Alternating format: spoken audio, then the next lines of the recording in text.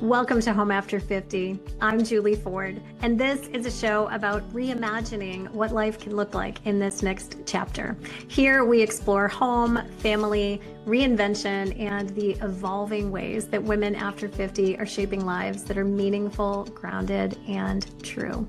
I'm so glad that you're here. Welcome back to Home After 50. I've missed you.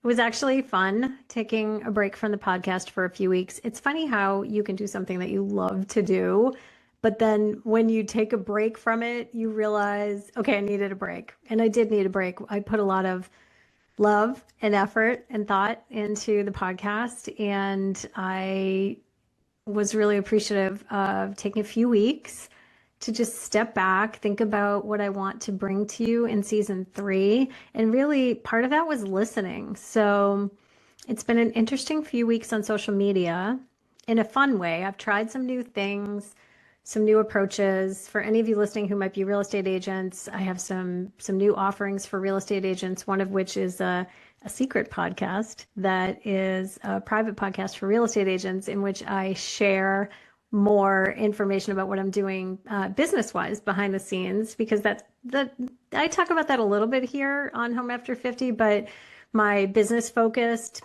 content is really on different channels. So one of the things I did was just try some different posts on social media, some different topics to talk about, because I wanted to hear from real families about what's going on for them in terms of home, in terms of multi-generational living, in terms of being sandwich gen women. 97% of my audience are women, many of them like me, supporting aging parents, and also they're either growing kids or young adult kids, sometimes even grandchildren. And what I heard was really interesting to me. So 2 themes came up that I want to talk about today. And then I'll share with you kind of where I'm seeing season 3 of the podcast going. And then I actually also want to share a little update about what's going on with me. So let's dig into the topics first, because I think that these are really kind of interesting. So one thing I did was, with my social media content, I talked a little bit more about what our family's personal experience has been financially with multi-generational living, what it's meant to us financially to live in a multi-generational home, the possibilities that it opened up. And if you've listened to the podcast before, you've heard me talk about this. It's really, it opened up the possibility of us helping other family members at a time that they needed it. It allowed us to become real estate investors. It allowed us to become Airbnb hosts for a time. And we were able to leverage all those opportunities into eventually funding our kids' college education, which is something we never thought we would be able to afford to do. And we credit our moving into this multi-generational home with being able to combine resources with my mom to build equity faster than we would have been able to do alone, and then open up all these other opportunities, which have blessed many members of our family. So I started talking about that a little bit more on social media, and I noticed that people are really interested in talking about the financial benefits of multi-generational living. And that also brought up the planning aspects of financially planning for multi-generational living. And I have a lot to say about that. I'm going to bring a couple of guests onto the podcast this season to talk about those kinds of options. I've also done a lot more education for myself around ADUs, accessory dwelling units, and building those, financing those. I've also been talking with a lot of families that I'm working with across the country, because you may know I have a referral business where families who are interested in creating multi-gen homes together, oftentimes they're selling like their home and their parents' home, or their home and their adult kids' home, and buying a new home together. And I connect those families with local real estate agents that I vet from my network. And then I stay involved as the coach through the multi-gen process, just to make sure all the pieces are coming together and all the connections are being made to make sure that that's a really successful and smooth process, because logistically it can be a little bit complicated, and depending on the situation, it could be a lot bit complicated. And one of the things that has come up is that people are really looking for resources to understand how to better vet builders of ADUs. And that is a very good question. So I actually am working on I created a version of it for my personal clients, a document that really is a comprehensive guide to helping you find the right builder for your ADU. All of the questions that you need to ask to make sure that you hire the right builder, because there are some amazing ones out there, and there are some people out there that might not know as much of what they're doing, or they might not have as much experience as you would really want them to have. So I'm working on that for you, and that just came out of client needs. So that's more listening than I've been doing to what needs to happen. And then also a natural part of that conversation is, how do you even fund it? So there are many ways, and I'm not going to get into them specifically on this podcast, because I want to bring you a podcast specifically about funding an ADU. And that's coming up soon. I'll let you know as soon as that episode is ready to release.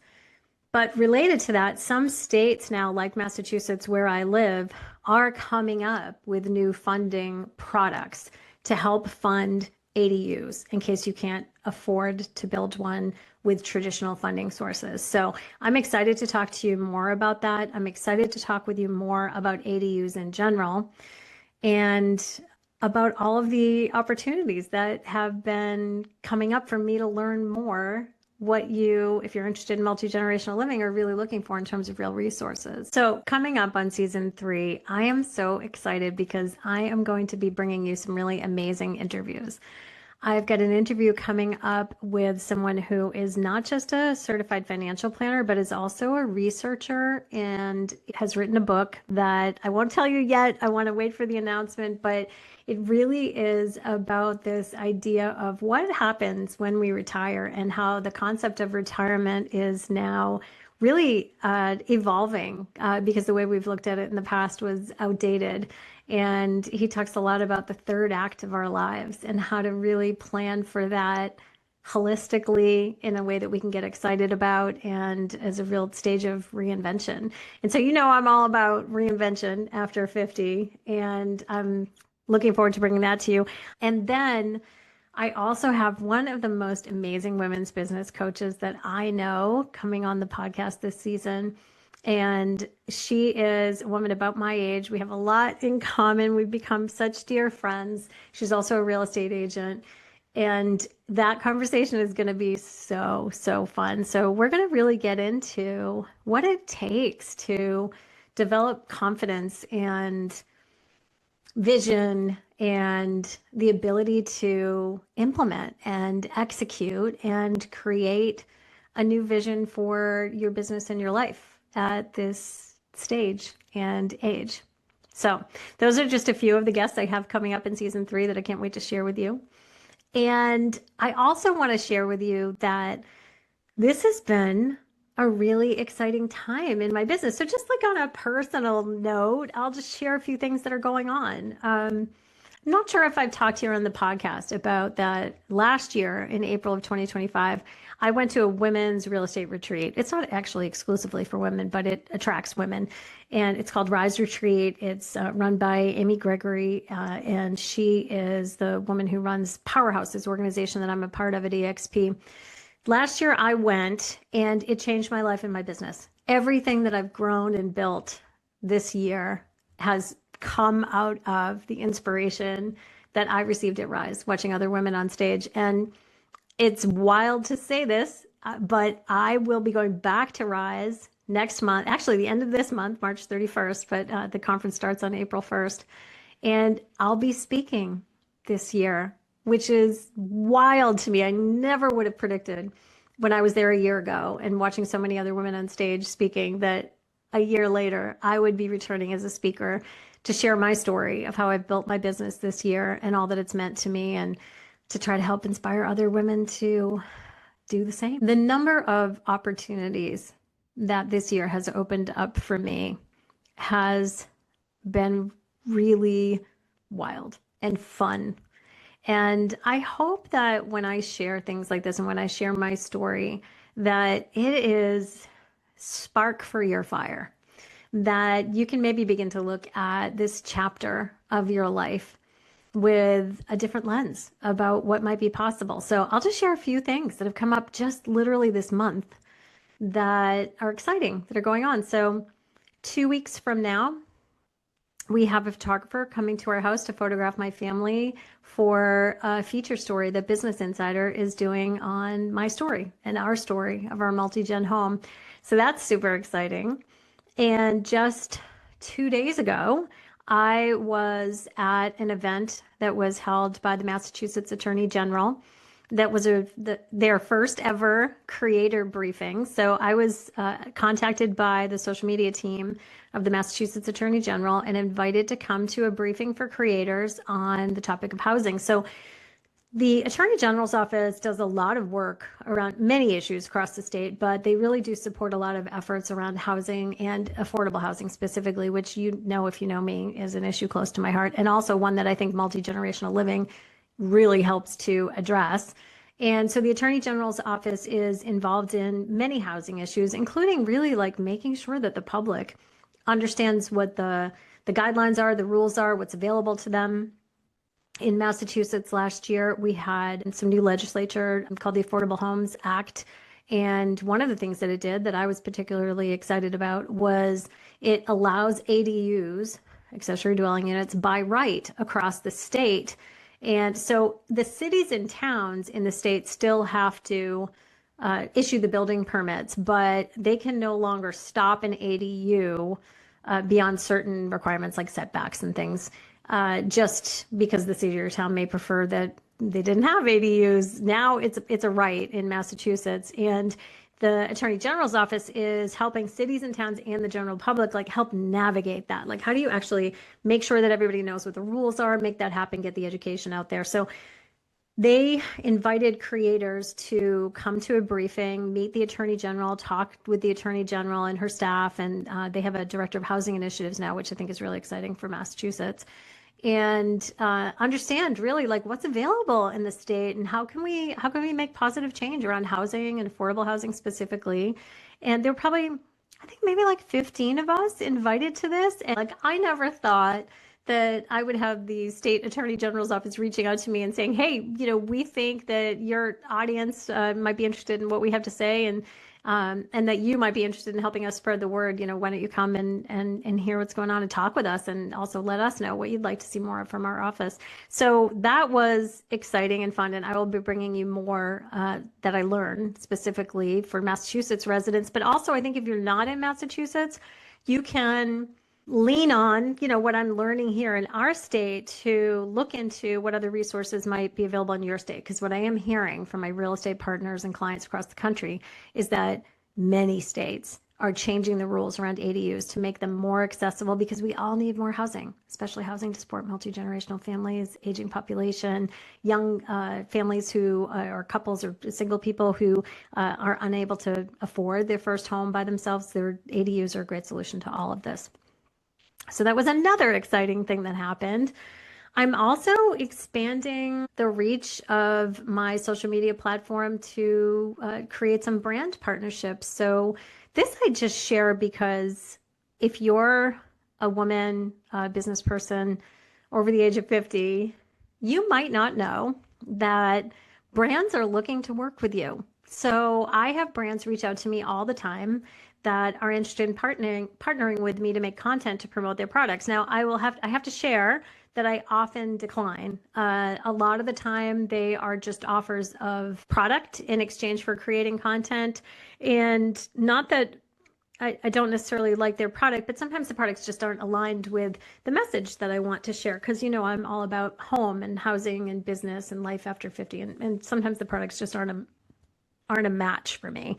But sometimes they are. And the more exciting brands that I've had approach me lately are actually paid partnerships, which are coming to me now because my audience is large enough that the brands see value in my creating content that helps promote their products. So I will only do this if they're aligned with my business. But I love the idea of helping promote, you know, home products, things for a healthy home, a comfortable home, anything that really like aligns well with multi-gen living. That is something that I would use myself. So that's an exciting opportunity. And I just want to throw that out there and say that my understanding is that women 55 and older are actually a really good partnership for many, many brands, because guess who's buying? all of the products for their homes. Yep, it's women like me and you. And it doesn't matter that you don't look like a model. It doesn't matter that you've got wrinkles or gray hair. If you can talk to the camera and you have an audience, there might be opportunity there for you. So I hope that's encouraging to people who might be, creating platforms and businesses at this stage of life. It's actually really fun and exciting. So this is like a little bit of a long-winded message from a friend that just needed to catch up with you for a little bit about everything that's been going on. But one more thing before we end for today, and I promise in the coming weeks, I'll be bringing you some amazing topics and amazing interviews that I can't wait to share with you. But the other thing I wanted to share is that I am very close to launching my coaching program and tools, licensed tools for real estate agents who want to learn how to work with multi-generational families. And I'm going to be launching that within the month or so. And I will keep you posted. If you're on my newsletter, you will definitely hear about it. I'll put in the show notes some links so you can get on my newsletters and hear about that. I have a newsletter that's specifically for agents, so you may want to hop on that if this is something that's interesting to you. But my intention in doing this is that I realize that there are so many families who are interested in multi-generational living, who are trying to figure out how to, put the real estate side of things together. And there are very few agents who specialize in this work, because it's relatively new as like a niche, as a field in real estate, but I believe it will only continue to grow because more and more families are looking to multi-generational living as a solution for so many challenges in the housing world, in the area of care for older adults, care for grandchildren, care for other family members, and also as a way to build financial well-being and create a legacy and sustainable wealth for your family.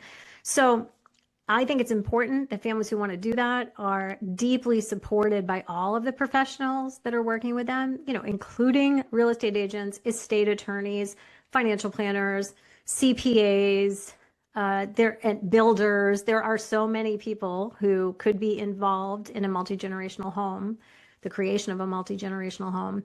And I just want to make sure that families really receive the professional guidance that they deserve so that this process can be handled well, and so that things can go as smoothly as possible, as successfully as possible. So one of the ways I'm addressing that is by training other real estate agents in how to do that, providing them with frameworks and checklists and tools and guides and the ability to use my toolkit and to come onto calls and coach with me so that we can make sure that families are really well supported. In the meanwhile, until we have more agents who are really capable of doing that, I also have my referral business that I've created where I can match you. If you're looking anywhere in the country for a multi-generational home and you need real estate support, you can reach out to me. I'll put a link in the show notes. You can schedule a clarity call with me, and I can connect you with an agent that I have vetted personally, and then I stay in the mix as your coach throughout that whole process. You can reach out to me. We can have Zooms. We can make sure that all the pieces are coming together. And some of the agents I'm working with to do this are amazing. They really have their heart in the right place. They're keeping me in the loop, keeping me up to date. They reach out to me when there's an issue that comes up that requires my expertise, and we're really doing a good job partnering together to help more families create multi-generational homes. So that's my update for now. A lot going on here. I've missed you. I'm glad to be back. Please stay tuned for exciting interviews to come, and I can't wait to dive into season 3 with you all. See you soon. Thanks so much for joining me for this week's episode of Home After 50. If this episode resonated, please make sure you're following and subscribing so you never miss a thing. And you can find more resources at my website, juliford.com. See you next time.